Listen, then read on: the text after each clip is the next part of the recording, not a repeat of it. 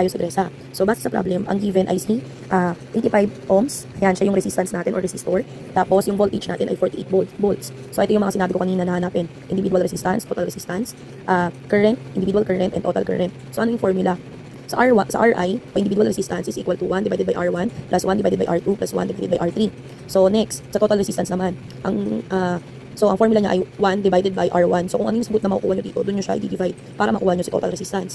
Punta naman tayo sa individual current. So, it is equal to V voltage divided by resistance. Sa total current naman, so, I1 plus I2 plus I3. So, itong si total current, kukunin nyo yung i-add nyo dito sa magiging sagot nyo sa individual current. So, ma'am, paano namin malalaman kung ilan yung number of total current na ilalagay namin dito? Nakadepende yan dito sa problem. Kung ang nakalagay sa resistance ay tatlong resistance, so tatlong resistance din yung i-add nyo dito. So, papakita ko sa inyo example. Yan. So, punta na tayo sa solution.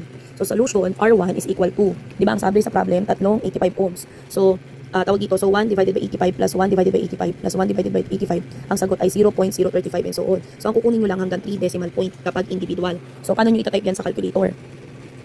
So, ayan. So, 1 divided by 85 plus 1 divided by 85 plus 1 divided by 85. Diba kasi sabi nga kanina sa problem, anong sabi sa problem? Tatlong 85 ohms. So, siya yung resistance nyo. So, equals. So, ayan, 0.035 hanggang third decimal point lang. So, ito na yan, yung unang sagot nyo. Next, punta tayo sa total resistance. So, ang formula ng total resistance, babalikan natin. So, ayan, kung makikita nyo, 1 divided by R1. So, dito, 1 divided by 0.035 ohms. So, ang nakuwang sagot ay, ayan, pakita sa calculator, 1 divided by 0.035. So, hanggang 2 decimal point lang tayo sa total resistance. So, 28.57. So, ayan, 28.57. Yun pa rin yung unit ohms pa rin. Next, ako computing natin ay tapos ka na dito. Dito ka na sa individual current. So, sa individual current, ang formula ay voltage divided by resistance. So, meron tayong, ayan, so makikita nyo sa given, meron tayong 48 volts divided by 85. So, tingnan natin dito. So, 48 divided by 85, ayan ang sagot.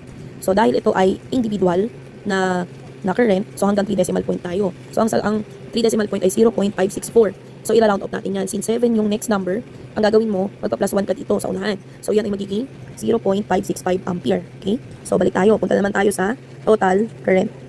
Okay? So, dyan na ayan, total current na tayo. So, si total current, so, nakalagay dito, ayan, I1 plus I2 plus I3. So, ma'am, saan namin kukunin yan? So, dito kayo babase kay individual current. Ma'am, ilan yung i-add namin dyan? Depende kayo kung ilan yung resistance na binigay. So, tatlong resistance yung binigay, isa, dalawa, tatlo.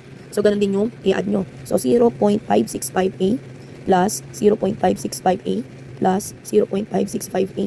So, what is the answer? So, check natin. So, 0.565 plus 0.565 plus 0.565. So, ayan. So, since ito ay total current, hanggang 2 decimal point lang tayo. So, ila-round off natin. Magiging 1.70. Anong unit ng I? Ampere pa din. So, ayan.